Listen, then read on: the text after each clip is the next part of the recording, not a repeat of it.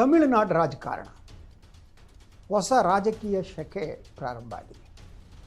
ಇದು ಯಾಕೆ ನಾನು ಹೇಳ್ತಾ ಇದ್ದೀನಿ ಅಂದರೆ, ಕಳೆದ 2-3 ದಿನಗಳಿಂದ ತಮಿಳುನಾಡಿನಲ್ಲಿ ಏನು ನಡೀತಾ ಇದೆ ಅನ್ನೋದಿದೆಯಲ್ಲ, ಅದು ಕುತೂಹಲಕರವಾಗಿದೆ. ಹೊಸ ರಾಜಕಾರಣ, ಹೊಸ ರೀತಿ. ಅದನ್ನು ಹೇಳೋದಕ್ಕಿಂತ ಮೊದಲು ತಮಿಳುನಾಡಿನ ರಾಜಕಾರಣ ಹೇಗಿದೆ ಅನ್ನೋದನ್ನು ನಾವು ತಿಳ್ಕೋಬೇಕು. ಅಲ್ಲಿ DMK ಮತ್ತು ಅಣ್ಣಾ DMK ನಡುವಿನ ವೈರ ಇತ್ತಲ್ಲ, ಅದು ಸಾಮಾನ್ಯ ವೈರ ಆಗಿರಲಿಲ್ಲ.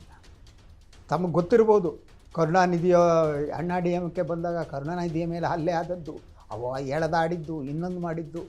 ಅದೇ ರೀತಿ DMK ಜಯಲಲಿತಾ DMK ಅಧಿಕಾರಕ್ಕೆ ಬಂದಾಗ ಜಯಲಲಿತಾ ಕೊಟ್ಟಂಥ ಹಿಂಸೆ. ಸೊ ಈ ಹಿಂಸಾ ರಾಜಕಾರಣ ಇದೆಯಲ್ಲ, ಇದು ತಮಿಳುನಾಡು ರಾಜಕಾರಣದ ಒಂಥರ ಮೂಲ ದ್ರವ್ಯ ಅನ್ನುವ ಹಾಗೆ ಆಗ್ಬಿಟ್ಟಿತ್ತು. ಅವರು ಎಲ್ಲಿವರೆಗಿತ್ತು ಗೊತ್ತಾ ನಿಮಗೆ?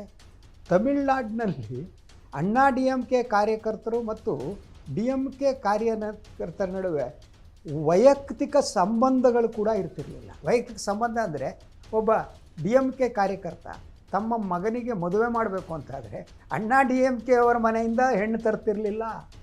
ಅದೇ ರೀತಿ ಅಣ್ಣಾ DMK ಅವರು DMK ಅವರ ಜೊತೆಗೆ ಯಾವುದೇ ಸಂಬಂಧವನ್ನು ಬೆಳೆಸ್ತಾ ಇರಲಿಲ್ಲ. ಆ ಮಟ್ಟದ ರಾಜಕಾರಣ ಇತ್ತು.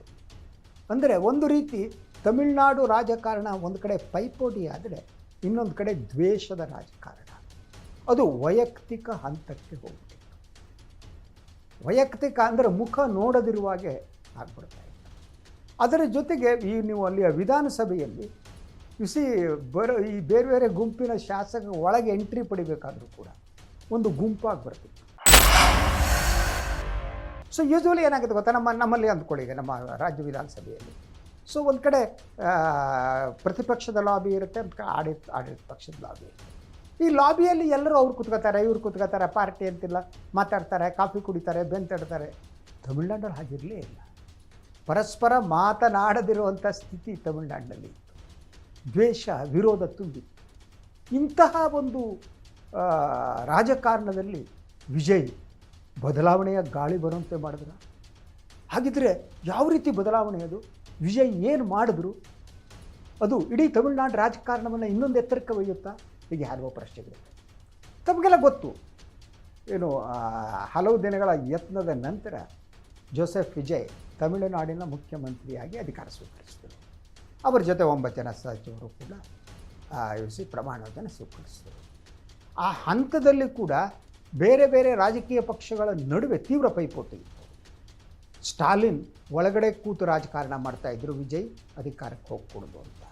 ಇನ್ನೊಂದು ಕಡೆ ಅಣ್ಣಾ DMK ಏನಿದೆ, ಪಳನಿಸ್ವಾಮಿ ಆ್ಯಂಡ್ ಕಂಪ್ನಿ DMK ಜೊತೆ ಸೇರಿ ಸರ್ಕಾರ ಮಾಡೋದು ಟ್ರೈ ಮಾಡ್ತಿದ್ರು. ಒಬ್ಬರ ಕಾಲು ಒಬ್ಬರು ಎಳಿತಾ ಇದ್ದರು. ಏನಾಗುತ್ತೋ ಅನ್ನೋ ಗೊತ್ತಿಲ್ಲದ ಸ್ಥಿತಿ ಇತ್ತು. ಇಡೀ ರಾಜಕಾರಣ ಕಲಸು ಮೇಲೋಗರ ಆಗಿತ್ತು. ಇವರೆಲ್ಲರ ಪಾತ್ರ ಇತ್ತು. ಹಾಗೆ ನೋಡಿದರೆ ಇಂಥ ಸ್ಥಿತಿಯಲ್ಲಿ ವಿಜಯ್ ಅವರ ಜೊತೆ ಯಾವ ರೀತಿಯ ಸಂಬಂಧವನ್ನು ಇಟ್ಕೋಬೇಕಾಗಿತ್ತು? ತಮಿಳುನಾಡು ರಾಜಕಾರಣದ ಇತಿಹಾಸವನ್ನು ವಿಜಯ್ ಮುಂದುವರಿಸ್ತಾರೆಯೇ? ದ್ವೇಷ, ಸಿಟ್ಟು, ಶಾಕ್ ಆಗೋಗಾಗಿದ್ದೇನು ಗೊತ್ತಾ? ವಿಜಯ್ ಮುಖ್ಯಮಂತ್ರಿಯಾಗಿ ಅಧಿಕಾರ ಸ್ವೀಕರಿಸಿದ ನಂತರ ಪ್ರತಿಪಕ್ಷಗಳ ನಾಯಕರ ಮನೆಗೆ ಭೇಟಿ ಕೊಟ್ಟರು. ಅದೇ ಬದಲಾವಣೆಯ ಮೊದಲ ಹೆಜ್ಜೆ ಆಗಿತ್ತು. ಅವರು ನೇರವಾಗಿ ಸ್ಟಾಲಿನ್ ಅವರ ಮನೆಗೆ ಹೋದರು. ಸ್ಟಾಲಿನ್ ಅವರ ಪುತ್ರ ಉದಯನಿಧಿ ಸ್ಟಾಲಿನ್ ಏನಿದ್ದಾರೆ, ಅವರಿಬ್ಬರನ್ನು ಭೇಟಿ ಮಾಡಿದ್ರು, ಶಾಲ್ ಹೊಚ್ಚಿಸಿದ್ರು, ಮಾತುಕತೆ ಇದೆ. ಇದನ್ನು ತಮಿಳುನಾಡು ರಾಜಕಾರಣದಲ್ಲಿ ನಿರೀಕ್ಷೆ ಮಾಡೋದಕ್ಕೆ ಸಾಧ್ಯನೇ ಇರಲಿಲ್ಲ. ಅಂಥ ಬದಲಾವಣೆಯನ್ನು ವಿಜಯ್ ತಂದರು. ಅದರ ಜೊತೆಗೆ ಸ್ಟಾಲಿನ್ ಪುತ್ರ ಮತ್ತು ಇವರ ನಡುವೆ ಯಾವ ರೀತಿ ಸಂಬಂಧ ಇತ್ತು ವಿಜಯ್ ನಡುವೆ ಅಂತಂದರೆ, ಅವ್ರ ಜೊತೆಯಾಗಿ ಸಿನಿಮಾ ಪ್ರಾಜೆಕ್ಟ್ಗಳನ್ನು ಮಾಡಿದ್ರಂತೆ. ಆ ವಿವರ ನನಗೆ ಗೊತ್ತಿಲ್ಲ, ನಾನು ನೋಡಿದೆ.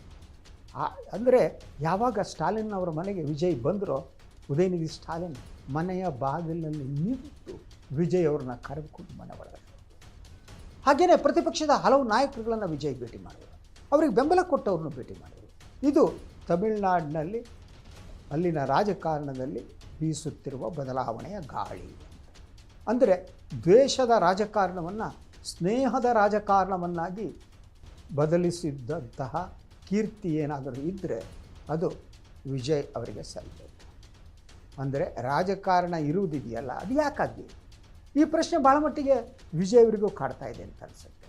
ಅವರು ರಾಜಕಾರಣಕ್ಕೆ ಬರುವಾಗ ಆ ಸಂದರ್ಭದಲ್ಲಿ ಅವರೆಲ್ಲ ಆಡಿರುವ ಮಾತುಗಳನ್ನು ಗಮನಿಸಿದರೆ ಅವರಿಗೆ ಒಂದು ಬದಲಾವಣೆಯ ಕನಸಿದೆ, ಸಮಾನತೆಯ ಕನಸಿದೆ. ಹಾಗೆಯೇ ಈ ದೇಶದಲ್ಲಿ ಅಥವಾ ರಾಜ್ಯದಲ್ಲಿ ಕೋಮುವಾದದ ವಿರುದ್ಧ ಧ್ವನಿ ಎತ್ತಬೇಕು ಅನ್ನುವ ಮನಸ್ಸಿದೆ. ರಾಜಕಾರಣ ಅನ್ನೋದು ಇದೆಯಲ್ಲ, ಅದು ನಿಜವಾದ ಅರ್ಥದಲ್ಲಿ ಸೇವೆ ಅಂತ ವಿಜಯ್ ನಂಬಿದಂತೆ ಕಾಣುತ್ತೆ. ಈ ಮಾತನ್ನು ನಾನು ಹೇಳೋದಕ್ಕೆ ಇನ್ನೊಂದು ಕಾರಣ ಗೊತ್ತಾ?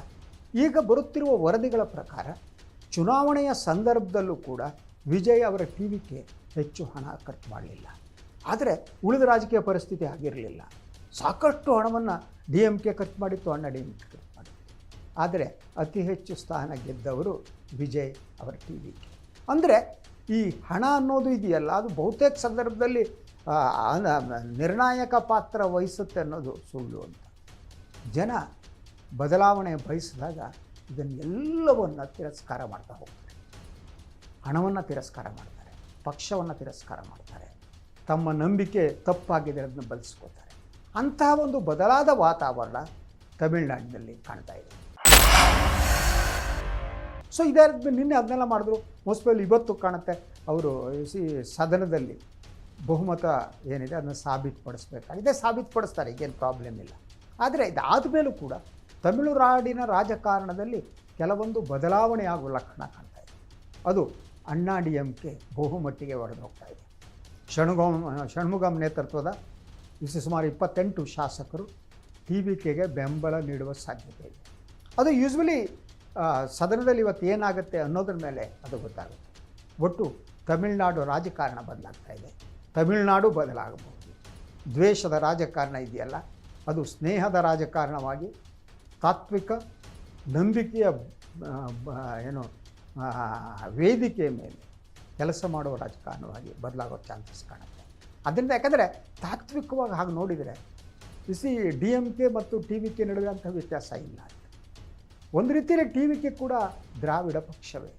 ಆದ್ದರಿಂದ ತಾತ್ವಿಕ ಭಿನ್ನಾಭಿಪ್ರಾಯ ಇಲ್ಲದಿರುವುದಿದೆಯಲ್ಲ, ಅದು ಕೂಡ ಭಾಳ ಮುಖ್ಯ ಅಂತ ನನಗನ್ಸುತ್ತೆ. ತಮಿಳುನಾಡಿನ ಜನ ಬದಲಾವಣೆ ಬಳಸಿದರು. ಆ ಬದಲಾವಣೆಯನ್ನು ವಿಜಯ್ ಕೊಡ್ತಾರೆಯೇ? ಪ್ರಾರಂಭ ಚೆನ್ನಾಗಿದೆ, ಮುಂದೆ ಏನು ಮಾಡ್ತಾರೆ ಅನ್ನೋದನ್ನು ಕಾದು ನೋಡೋಣ.